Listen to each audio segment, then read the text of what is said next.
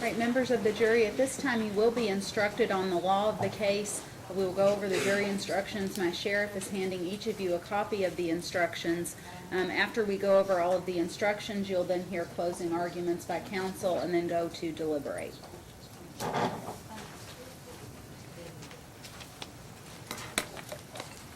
These are the jury instructions in the matter of the Commonwealth of Kentucky v. Julian Rodriguez. Under the evidence presented to each of you in this case, you may find the defendant, Julian Rodriguez, not guilty, or you may find him guilty of the following offenses. 1. Operating a motor vehicle under the influence of alcohol or drugs, and or B. Disregarding a traffic control device. Instruction number 1. Operating a motor vehicle under the influence of alcohol. You will find the defendant guilty under this instruction if and only if you believe from the evidence beyond a reasonable doubt all of the following.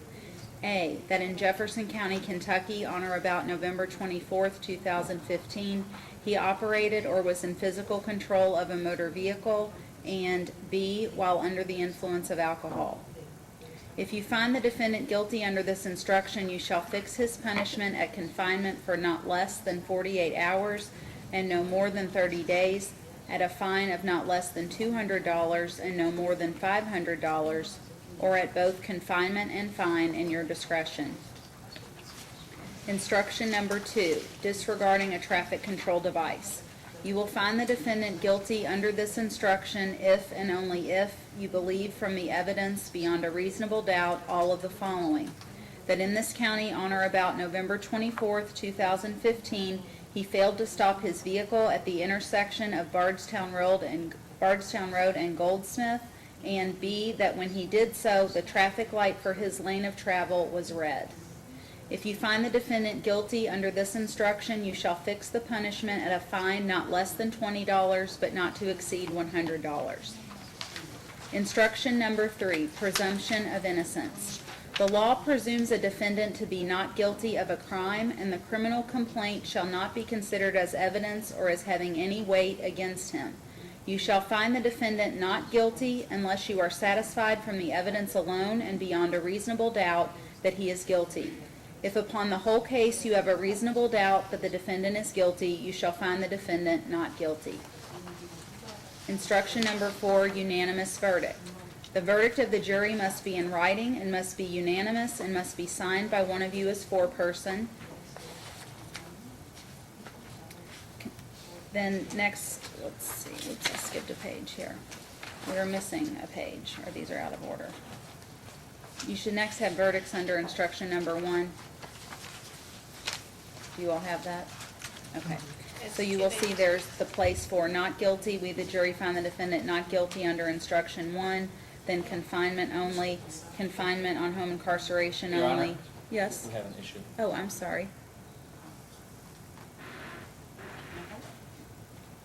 Okay, under verdicts under instruction number 1, you'll see each of the designated places for rendering your verdicts, and then verdicts under instruction number 2, not guilty and fine only. All right, at this time we will have the closing arguments, and defense counsel when you're ready. Thank you, Your Honor. If I could get some help to move this podium over.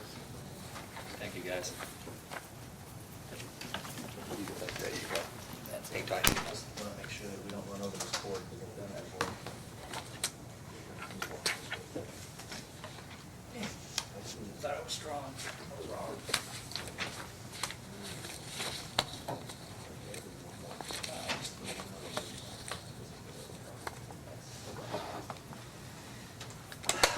It's been a fairly short day, I would say. I was hoping we'd get you out of here as quickly as we can. I'm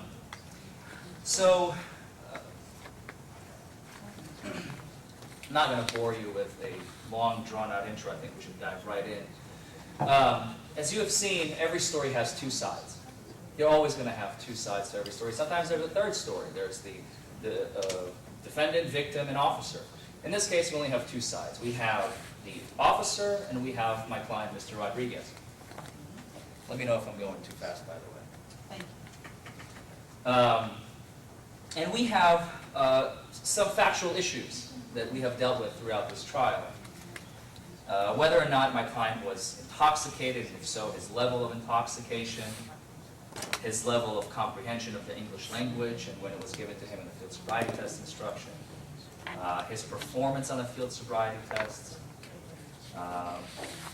and so on and so forth. I had a list that I don't think we need to go over. You all understand what we're dealing with here today. Your job now is to take all this evidence and to determine who is telling the truth. Where does the truth lie? And determining that is usually extremely difficult because you're in a very unique position. You, as I think somebody has alluded to in jury selection, two things seem to be very, very rampant. Like two things that were just everybody wanted. We wanted the number and we wanted video. In this case, we don't have either. So that makes your job even more difficult, or maybe easier. I don't know. To me, and I believe, at least in my experience, a lot of officers do have cameras. Now, I'm not so familiar with the different, I'm not originally from Louisville. I was actually born in Russia, I lived in Israel, then moved to Cleveland. I've only been here for about 12 years. So to me, I don't have the same familiarity with each section of how Louisville is divided. And in my experience, I almost universally, unless I travel out of county, I will have video. I will have a dash cam video, I will have a body cam video, sometimes it's on the shoulder, sometimes it's on their head, sometimes it's worn here. We don't have video here. But if we had video, we would have the truth. I mean, we had, I think, what, at least, we had 3 witnesses, and we had 3 different versions as to his level of an accent. Somebody said it was light, somebody else said there was almost no accent, and somebody else said it was a heavy accent. Same goes to when he exited the vehicle. We had 2 different versions. He was completely fine, no balance issues. Another individual said, the other deputy said he was unsteady on his feet. We can't, with no video, we can't figure out who's telling the truth and who's lying. For that reason, especially, and this usually comes from like bigger jurisdictions. I know Georgia, California, New York, Chicago, Illinois, Florida. They all have cameras, always, all departments, without exception. Why? One simple reason: officer safety. The truth is important too, but that's not why they have cameras. They have cameras for their own safety. Turn on YouTube, and you'll see how many videos of when an officer is attacked, calling for backup. You later have, or even fires at somebody who is armed. They now have proof that they fired their weapon because it was justified. And now they have video proof to show why they fired. And you, a lot of times they're right. Without the video, you would have a much more difficult time. So again, in this case, the best piece of evidence we could possibly have on both fronts, the number and video, are non-existent. All we have is opinion, testimony.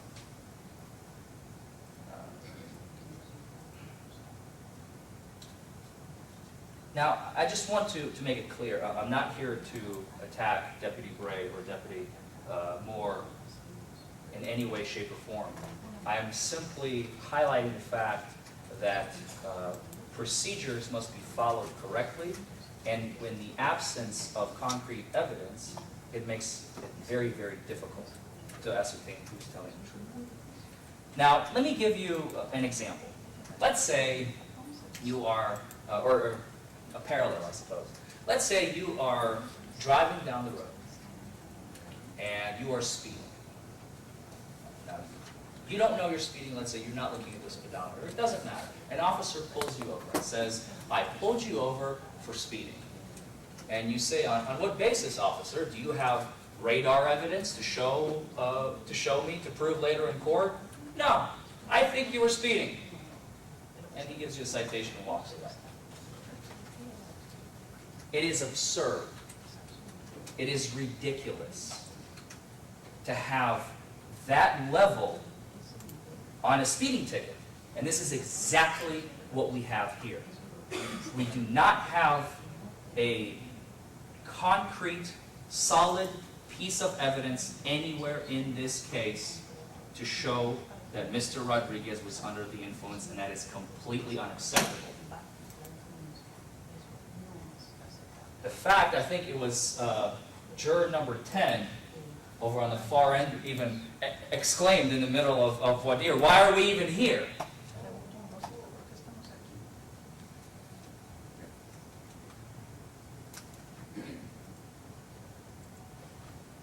Some of the facts that came out, just very briefly, you all heard it, I just want to recap on some of the important ones. My client speaks, as you've already heard, fluent Spanish. I did, sometimes I was able to communicate a little bit with him, but it was always through the wife. I was never able to have a conversation. It was impossible. He has just a little bit grasp of the English language, but not enough to hold a conversation. So that is why we have an interpreter for him, and that is why he testified in Spanish. He worked in a factory, and now he works as a truck driver. Again, both places very secluded. A lot of immigrants go to these types of jobs because, and I know in my experience as well, they go to these types of jobs because you don't need to have a proficiency in the language in order to perform them. So while he was working, all his colleagues were all Spanish-speaking folk. So he never got a chance to really learn. He never took a class. He has a daughter to take care of, a wife to take care of, and he's a hard-working man. So for him, when he was, as we all heard Deputy Gray testify to, other than smell of alcohol, there was literally no other, and smell that was coming out of the car, as he admitted multiple times. The smell was coming out of the car, so I don't know, because I don't know this fact, that's why I never asked it, but there could have been maybe a drink spilled at some point, or something that was in the car that emanated that smell, because the smell was in the car as the officer testified. But I never asked that question because we don't know, and my client doesn't remember, because it was so long ago. It's in our Constitution, by the way. The Sixth Amendment in the United States and Section 11 of the Kentucky Constitution, to be informed of the nature and cause of the accusation against you. Something that we have not, that Mr. Rodriguez did not have a chance the day of his stop, his arrest, to be informed. Because it was never provided an interpreter, it was never given in his native tongue. He simply, as he explained, he was fearful, he was nervous, he went along. Yes, yes, yes, yes. That was pretty much the whole interaction. That was the conversation that he was holding with the deputies that night. They must have provided him with an interpreter. The deputy is not in a position to decide whether or not the person he is interacting with needs an interpreter, and to even ask. Sometimes it's embarrassing for somebody to say, you know what, yeah, I would like an interpreter. He was scared, and he just cooperated. If the deputy had a duty, and possibly we wouldn't have even be here today, had the deputy radioed in and say, hey, by the way, we need an interpreter over Goldsmith and Bardstown Road. That's all it took, and they never did that. Never.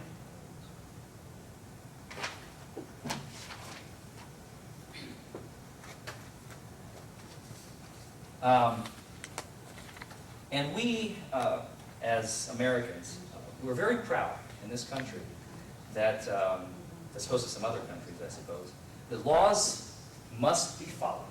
Procedures must be followed. We like the fact that in our country it is almost essential whenever you're in a position of power, in a political position, in a governmental position, you must not only uphold the law, you must follow the law. And especially it's expected of those who are in government positions. Now, how can a deputy and a prosecutor who have violated so many rules here May we approach?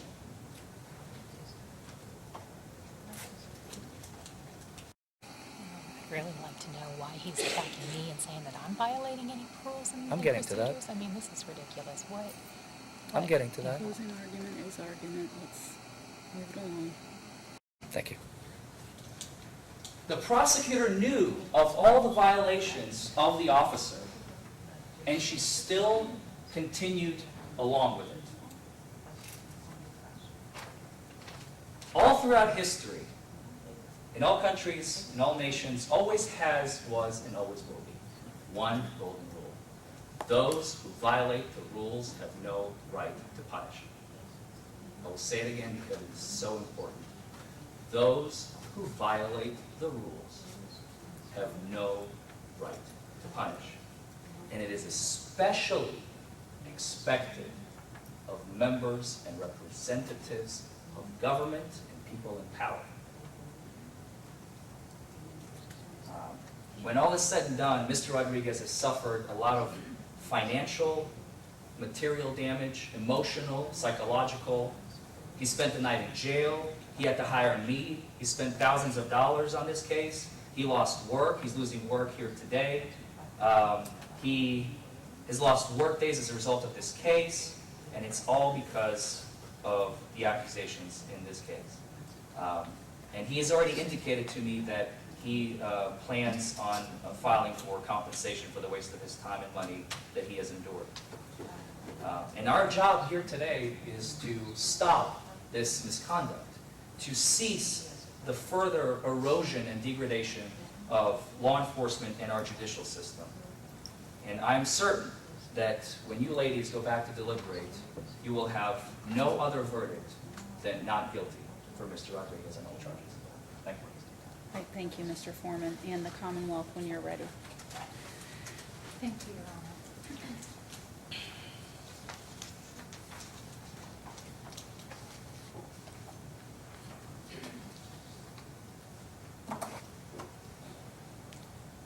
He had the strong smell of alcohol on him so much that another officer on the other side of the car could smell it. That's a very important fact. Is that the kind of person that you want driving on our roads? The same roads that our friends and our family and our children drive on? You heard the testimony, and you agreed in voir dire that you are going to decide this case fairly based on the officer's testimony. I'm sorry, Judge, to interrupt. I cannot hear the prosecutor. If she could speak more directly into the mic. My hearing back here is not working for me. Okay. So sorry. You heard the testimony, and you agreed in voir dire that you would decide this case based on the facts that you heard and based on the testimony. We talked about how the officers do not have video. I think that it's quite ridiculous and awful to hold an officer accountable for something that his department just simply doesn't have. If you didn't have a computer at work because your office didn't provide one, would you think that you would have to go out and buy your own? It's just not feasible. What do you expect him? What would you expect him to do? Go and buy a GoPro and wear it on his head all day long? It's just ridiculous. So I think that that's just very unfair. Additionally, there are different types of evidence. There is direct evidence, which is, would be a video perhaps, or would be something like that. There's testimonial evidence, and there's circumstantial evidence. In this case, we have testimonial evidence. It is a type of evidence, and it is perfectly reliable, just like any other type of evidence. Now, think about what you heard. And Mr. Forman brought up about how there are two sides to every story, and that's absolutely 100% true. And I do want to make it clear that my job as a prosecutor is to examine evidence and to prosecute as fairly and as ethically as possible. And I take that job and that duty very, very seriously, extremely seriously. And I would never do something that I felt was incorrect. Just to throw that out there. Now, let's talk about the evidence. Now, the defendant was driving undisputed. He was driving. He was operating a motor vehicle. We have two officers who saw him at a red light, and a red light that Officer Bray testified to, a solid red light. And he stops for 1 or 2 seconds, and he continues on through. So, 1, we know he was operating a motor vehicle. 2, we know that he ran a red light, because in what world is it okay for someone to stop at a solid red light and then just keep going when the light is still red? Would that be safe? No, of course it wouldn't. Secondly, would a non-impaired person just blatantly disregard a light? I can understand if the light was turning yellow to red. I could understand something like that. And I can understand if there were no other facts coupled with this, if it was just the running of the red light, people do that occasionally. But there is so much more to this case. It's not just that. That was just the start. So, I'm not even going to get into why that's so dangerous. It's a busy intersection. People are pulling out. It could have been very bad. But this started out as a simple traffic violation. And then when the officers got up to his window, they can smell the strong smell of alcohol. So strongly that another officer can smell from the other side of the car. That's not normal. That's not what a non-impaired person smells like. That's not what we should be smelling like when we get into behind the wheel of the car. And I do want to quickly address the fact about the interpreter. Mr. Forman alleges that the officer did so many things wrong. Again, what did he do wrong? He asked the defendant, do you want an interpreter? And the defendant said, no, he doesn't need one. What did he do wrong? I mean, that would be like asking me if I want a cup of water and I say no, and then you get mad because later on I don't want water. It doesn't make sense. Additionally, he shows signs of intoxication on the field sobriety test. And we heard the officer testify that those are simple divided attention tests. They are meant to see if you can properly operate a car. They are meant to see if you can properly do 1, 2, 3 things at a time. When driving a car is divided, is a complex task that requires multiple things, like 6 or 7 different things you're doing all at once. So let's talk about that real quick. Remember that a car is a 2,000-pound machine that you're driving down the road. It's very dangerous to not be operating a car when you are perfectly sober. So, HDN. We heard that HDN is an eye test. You can't trick it. You can't do anything. You're literally standing still, moving only your eyes. How difficult is that? And the officer testified that what he's looking for is the eye tick, tick, ticking. Instead of being smooth, it's jerking. And that's what he noticed with the defendant. Again, you cannot trick that case, that test. You can't do it. So that's very, very strong evidence, in addition to running a red light, that he was likely intoxicated that night. On the walk and turn, he can't walk in a straight line. He also testified that he veered off. Again, how difficult is it to just walk 9 steps straight? It's not. Additionally, he doesn't count out loud as instructed. He counts too many steps. And these are all things that officers are looking for, because if you can't do 1 or 2 simple things, how are you going to operate a car that requires you to do multiple things? You just can't.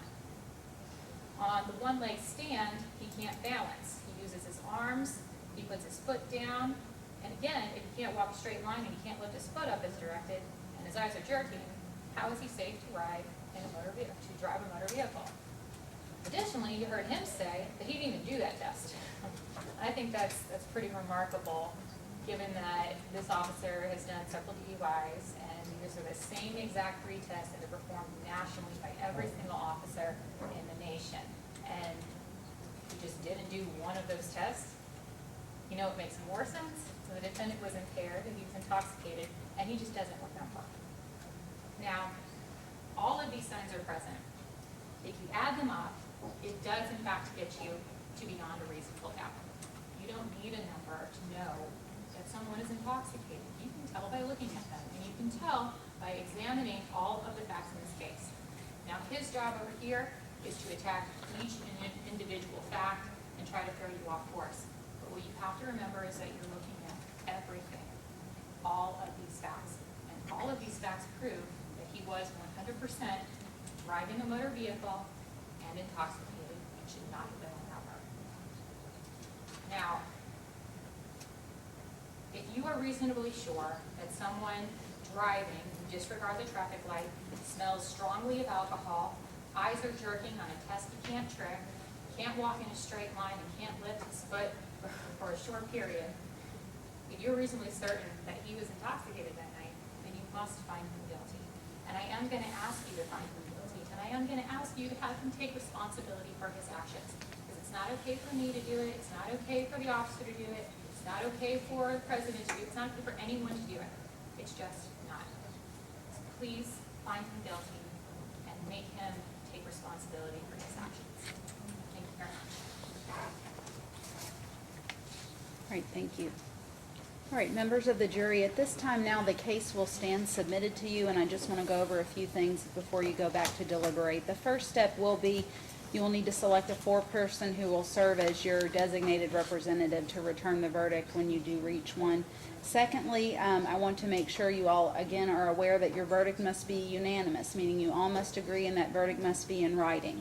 You've each been given copies of the instructions. I've highlighted the court's copy with my signature, so this will be the copy that the foreperson will need to sign in rendering your verdict, and the sheriff will hand that over to you. Additionally, please make sure that everyone is provided the opportunity to state and express their views while you are deliberating. And if in the course of your deliberations you feel the necessity for further information or a question, just please knock on the door. The sheriff will be standing right outside and can alert the court. Okay? All right, you may. All rise for the jury.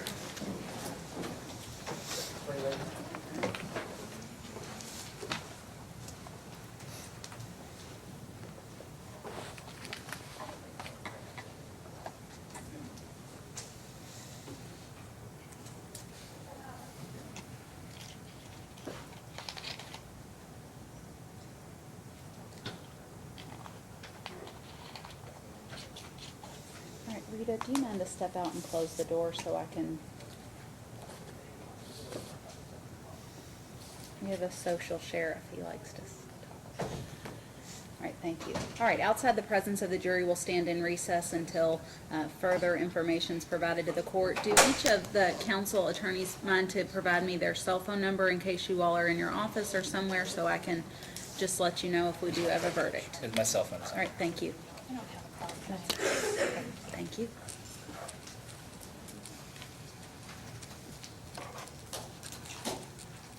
All right, I was wondering, if it's not already typical for you, would you have any objection, as long as the jury doesn't have an objection, to asking for feedback afterwards?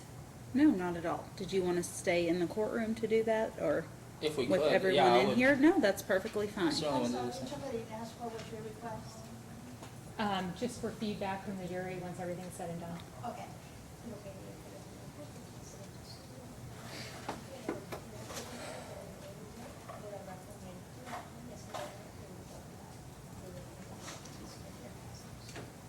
All right, and everything is working fine? Okay, and feel free to move around if you need to, but, all right, I believe we are ready to have the jurors brought back out. Well, before you do that, my officers are probably walking Oh, past the okay. Sheriff, hold on a second. Sheriff. Wait a minute. They'll be here any second. Poor Lucky. Get back in there.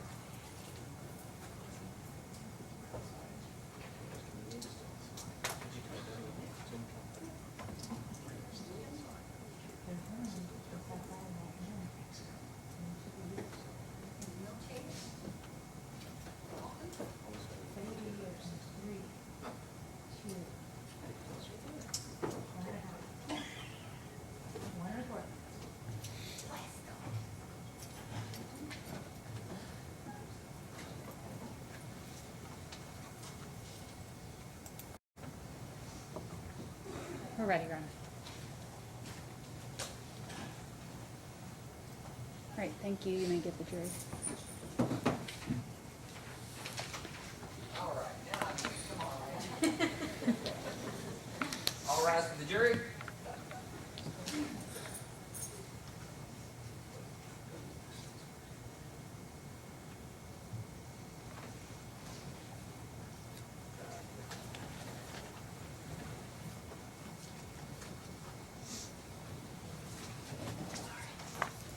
All right, thank you. You may be seated. Everyone may be seated.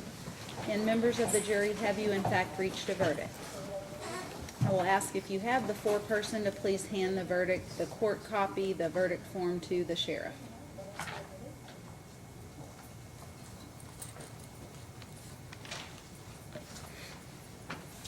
Thank you.